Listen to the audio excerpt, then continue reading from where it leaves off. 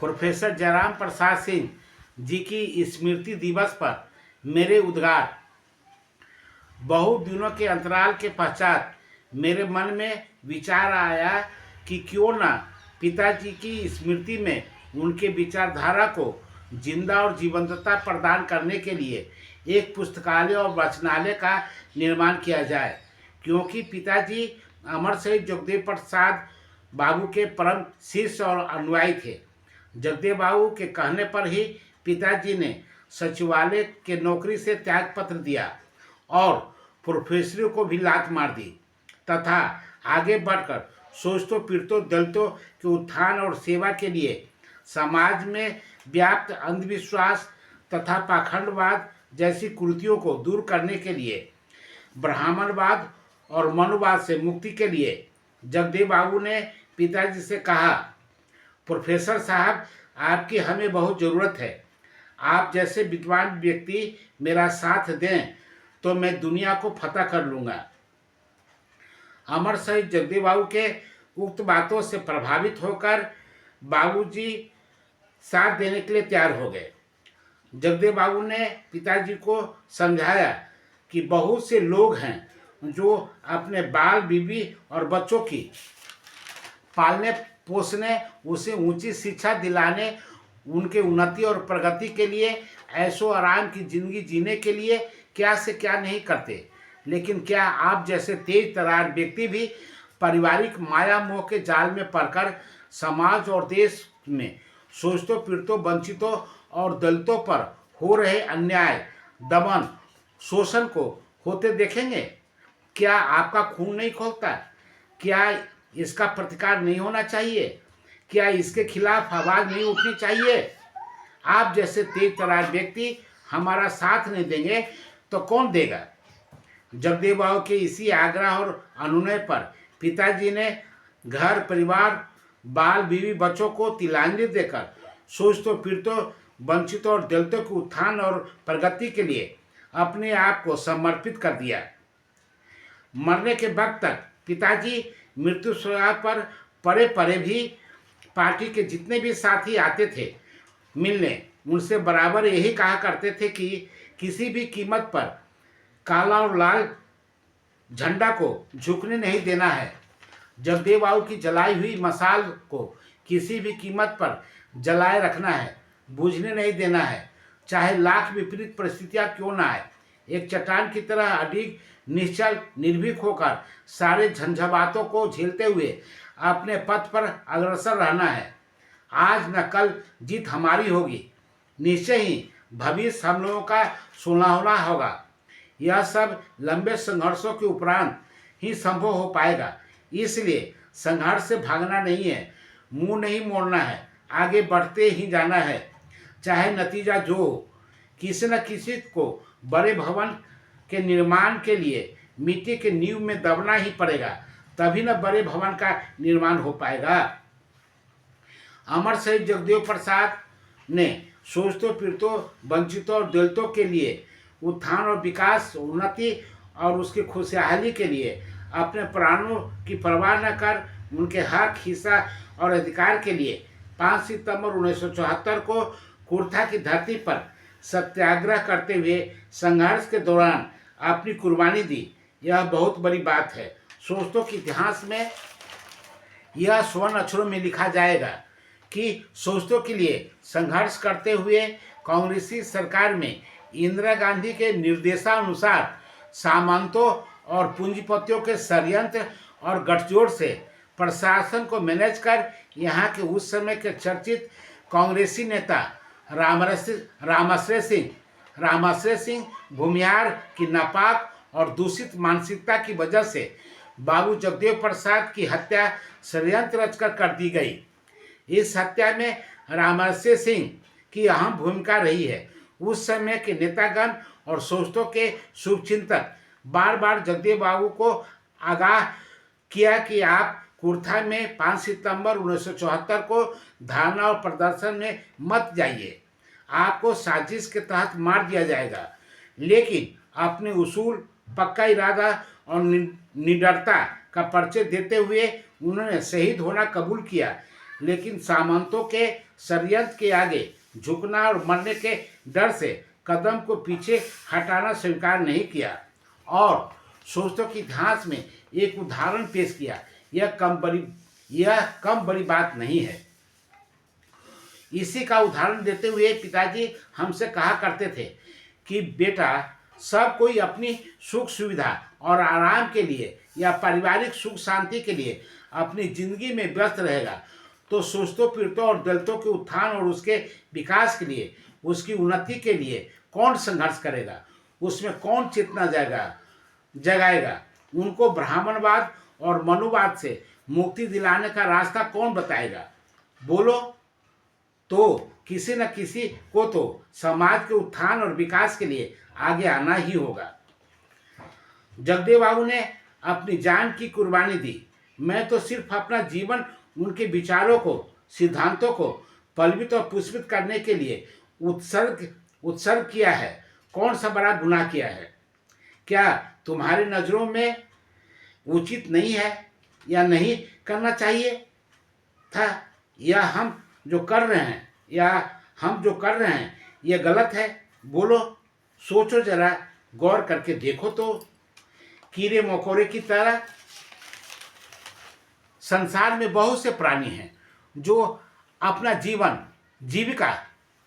जीविका निर्वहन बखूबी कर देते हैं। क्या मैं उसी श्रेणी में आऊं?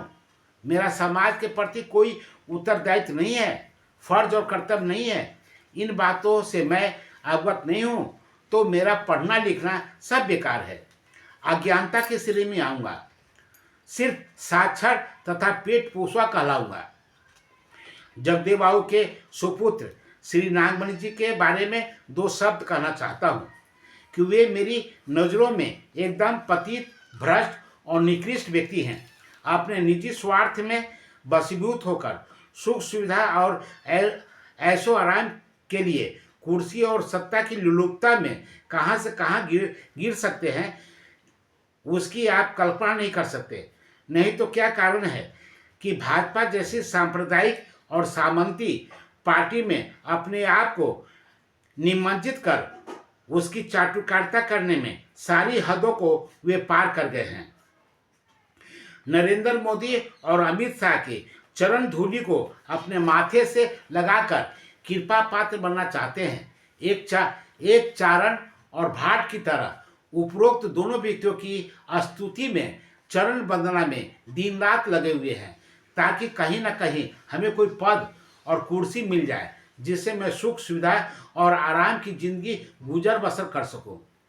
लेकिन मेरे जैसा जागरूक व्यक्ति यह सोचने के लिए विवश, बाध्य और मजबूर है कि ऐसे एक क्रांतिकारी व्यक्ति जो शोषितों, पीड़ितों और दलितों के लिए हक हकूक के लिए अपनी कुर्बानी दी, सामंतों और सवर्णों की गुलामी को स्वीकार नहीं किया, उनके खिलाफ एक उलगुलान की बात की, शोषितों, पीड़ितों और दलितों में ब्राह्मणवाद के खिलाफ एक अनवरत संघर्ष की नींव डाली और अपने उद्बोधन में कहा कि मैं जिस पार्टी का निर्माण कर रहा हूं उसमें बहुतों लोग आएंगे और जाएंगे, लेकिन यह लड़ाई लंबी होगी जिसमें पहली पीढ़ी के लोग मारे जाएंगे, दूसरी पीढ़ी के लोग जेल जाएंगे और तीसरी पीढ़ी राज करेगी। अंततः जीत हमारी होगी। ऐसी सोच और विचार रखने वाले बिहार लेनिन बाबू जगदेव प्रसाद के सुपुत्र ऐसी ओछी हरकत कर रहे हैं, शोभा नहीं देता है, धिकार है ऐसी जिंदगी पर, लानत है ऐसी सोच और विचार पर। इनकी इन करतूतों पर समाज तो थूक ही रहा है, राजनीतिक इतिहास में एक कलंक के रूप में चित्रित किए जाएंगे। इनका नामोल्लेख एक नालायक बेटा के रूप में उल्लेखित होगा। इतिहास इसे कभी माफ नहीं कर सकता। इस बात की अभिव्यक्ति या पुष्टि मेरे पिताजी बहुत पहले ही कर चुके थे, एक कविता के माध्यम से जिसका शीर्षक है टूकर खोर, शोषित के अंक में प्रकाशित है, जो द्रष्टव्य है। अमर शहीद जगदेव बाबू के विचार, सोच और दृष्टि में और उनके सुपुत्र नागमणि जी में आसमान जमीन का फर्क है, कोई तुलना नहीं की जा सकती।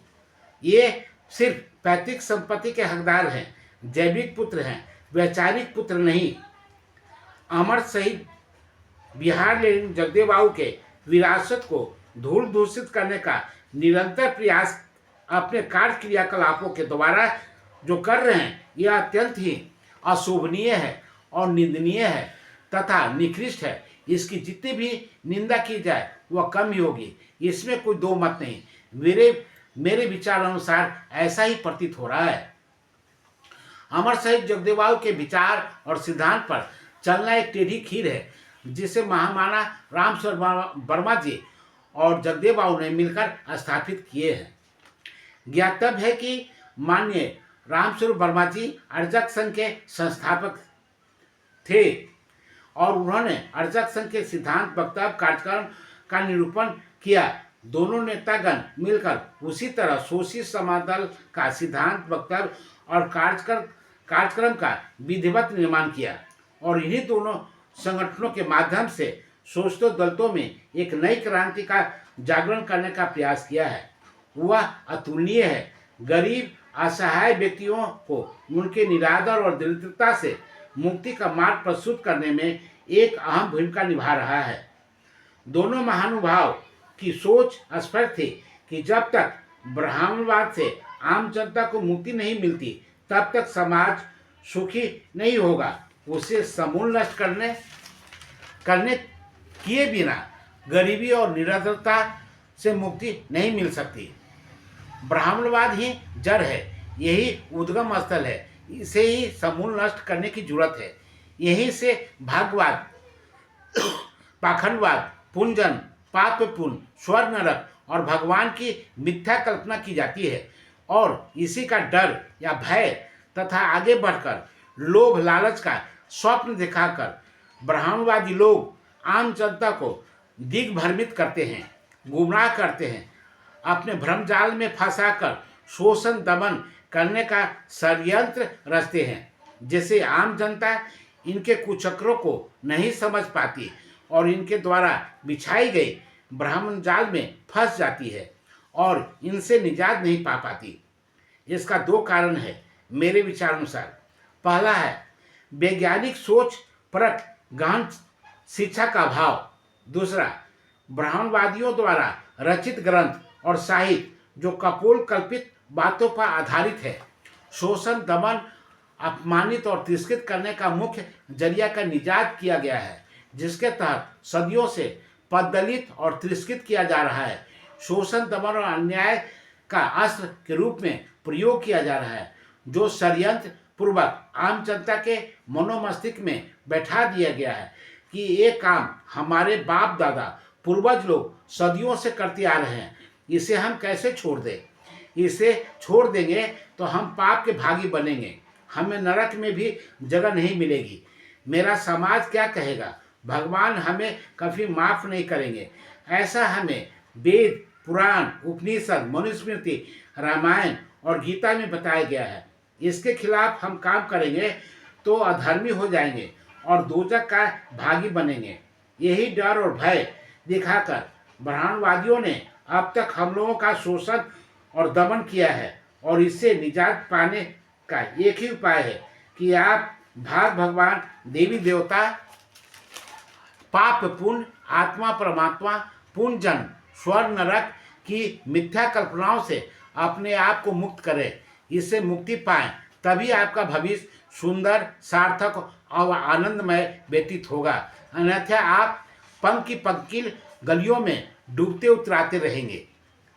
अंतोगत्वा मैं यह कहना चाहूँगा कि आप ईवी रामास्वामी नायकर, ज्योतिबा फूले, महामाना रामस्वरूप वर्मा, महाराज सिंह भारती जी, ललित सिंह यादव, मान्यवर काशीराम जी के जीवनी को पढ़ें और उनके संघर्षों को जानें तथा अमर शहीद जगदेव बाबू और प्रोफेसर जयराम प्रसाद सिंह के पद चिन्हों पर चलकर एक आदर्श उपस्थित करें, तभी आपका जीवन सफल और सार्थक हो सकता है। धन्यवाद। रविंद्र प्रसाद सिंह।